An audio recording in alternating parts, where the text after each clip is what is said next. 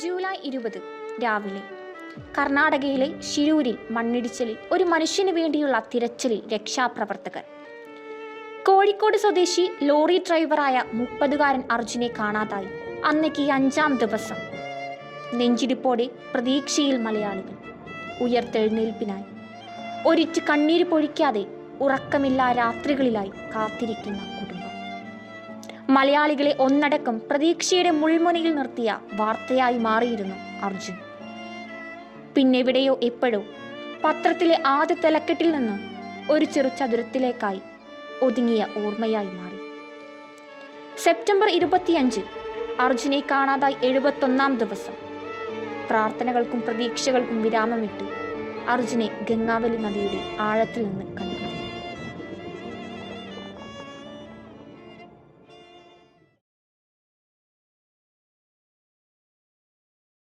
ഈ അർജുൻ വിഷയത്തിൽ ഞാൻ മനസ്സിലാക്കിയ ഒരു സംഭവം എന്ന് വെച്ച് കഴിഞ്ഞാൽ, കേരളത്തിലുള്ള നവമാധ്യമങ്ങളും അതേപോലെ തന്നെ കേരളത്തിലുള്ള ജനങ്ങളും എല്ലാവരും ആ ഒരു വിഷയത്തെ ഒരു വ്യക്തിയാണെങ്കിലും എല്ലാവരും ഒരുമിച്ച് അതിനു വേണ്ടിയിട്ട് പ്രയത്നിച്ചിട്ടുണ്ട്. കാരണം പിന്നെ ഒരു മനുഷ്യജീവൻ എത്രത്തോളം ഇമ്പോർട്ടൻ്റ് ആണ് എന്നുള്ളൊരു കാര്യം നമുക്കെല്ലാവർക്കും അതിലൂടെ തന്നെ നമുക്ക് കണ്ടറിയാൻ പറ്റി. അതിൽ ഇപ്പോൾ ഇന്നലെ ഈ അടുത്തായിട്ട് മെഞ്ഞാന്നങ്ങനെ അതിൻ്റെ ലോറി ഉടമയുടെ വികാരഭരിതമായിട്ടുള്ളൊരു സംഭവം തന്നെ നമ്മൾ കണ്ടാൽ തന്നെ നമുക്ക് മനസ്സിലായി എത്രത്തോളം അദ്ദേഹത്തിന് ആ ഒരു സംഭവം പിന്നെ ഡ്രൈവർ മാത്രമായിരുന്നില്ല അദ്ദേഹം, അതിനെ കൂടെ ഒരു സഹോദര തുല്യനായിട്ടുള്ള ഒരു ബന്ധം അവർക്കുണ്ടായിരുന്നു എന്നുള്ളത്.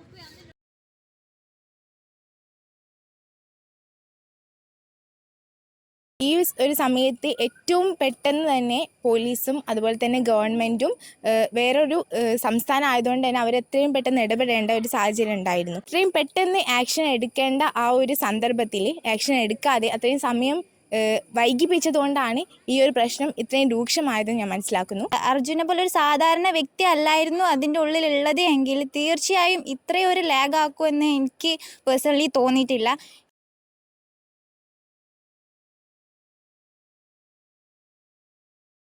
പക്ഷേ ഇങ്ങനെയൊക്കെ നിലനിൽക്കുന്നുണ്ടെങ്കിലും എല്ലാത്തിനും അവസാനം സത്യം തെളിഞ്ഞപ്പോൾ അല്ലെങ്കിൽ അർജുൻ്റെ ബോഡി കിട്ടിയ സമയത്ത് അതിനെ അംഗീകരിക്കാൻ മലയാളി കാണിക്കുന്ന മനസ്സിനെ നമ്മൾ അംഗീകരിച്ചാൽ തീരുന്നൊരു പ്രശ്നമുള്ളൂ. സ്റ്റേറ്റ്മെൻറ്റും അഭിപ്രായങ്ങളും എല്ലാ മലയാളികൾക്കും പല സമയത്തും പല ഡിഫറൻസ് ആയിരിക്കും. പക്ഷേ ആ സമയത്തും ഈ സമയത്തും ഒരേ സ്റ്റേറ്റ്മെൻ്റ് ആയിട്ടുള്ള മലയാളികളുണ്ടാവും.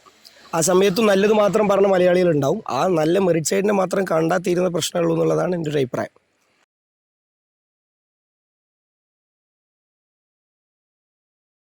ആളുകൾ ഒരു വിഷയം ചർച്ച ചെയ്ത് അത് മാധ്യമങ്ങൾ ഏറ്റെടുത്തില്ല എന്നുണ്ടെങ്കിൽ ഒരിക്കലും അത് വിഷയമാവുന്നില്ല.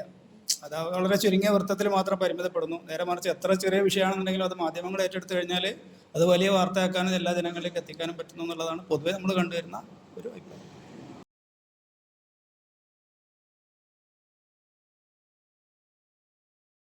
ഏകദേശം ഒരാഴ്ചത്തോളം മാത്രമാണ് മാധ്യമങ്ങളുടെ ആ ഒരു കറണ്ട് അഫെയറിനെ കുറിച്ചിട്ട് വ്യാപ്തിയിൽ ന്യൂസ് മനുഷ്യരിലേക്ക് എത്തുന്നത്. അപ്പോൾ ഈ ഒരു ന്യൂസ് പ്രകാരം പല രീതിയിലുള്ള സഹായ ഹസ്തങ്ങൾ എന്ത് ചെയ്തിട്ടുണ്ട്, ഈ ഒരു ഉരുൾപൊട്ടൽ മേഖലയിലേക്ക് എത്തിയിട്ടുണ്ട്. അപ്പോൾ ഈ ഒരു ഇതിനെക്കുറിച്ചിട്ടുള്ള ന്യൂസിൻ്റെ വരവ് നിന്നതോടുകൂടി പല രീതിയിലുള്ള സഹായങ്ങൾ നിന്നിട്ടുണ്ടെന്നാണ് അറിയാൻ കഴിഞ്ഞിട്ടുള്ളത്. പല രീതിയിലുള്ള സന്നദ്ധ പ്രവർത്തകർ തന്നിട്ടുള്ള ഈ ഒരു സഹായം അതിനോടനുബന്ധിച്ചിട്ട് തന്നെ കുറഞ്ഞു വന്നിട്ടുണ്ട്.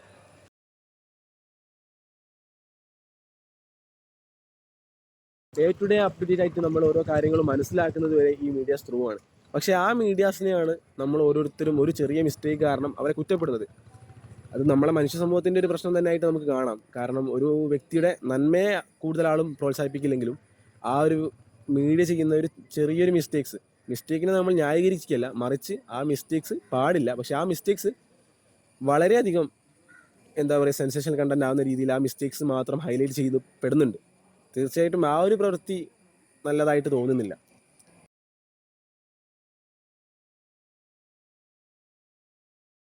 നേഷൻ ബിൽഡിംഗ് എന്നൊക്കെ പറയില്ലേ, ഒരു രാജ്യത്തിൻ്റെ ഉയർച്ചയ്ക്ക് അല്ലെങ്കിൽ അതിൻ്റെ ഒരു വളർച്ചയ്ക്ക് അതിൻ്റെ ഒരു ഉണ്ടാക്കലിൻ്റെ ഭാഗമാവേണ്ടതുണ്ടോ എന്ന് ചോദിക്കുമ്പോൾ പരസ്പരം സംസാരിക്കാനും പരസ്പരം മനസ്സിലാക്കാനുമുള്ള ഇടങ്ങൾ ഉണ്ടാക്കുക ക്യാമ്പസുകളിൽ, കലാലയങ്ങളിൽ എന്നുള്ളതാണ് ചെയ്യാൻ പറ്റുന്ന ഏറ്റവും പ്രധാനപ്പെട്ട കാര്യം.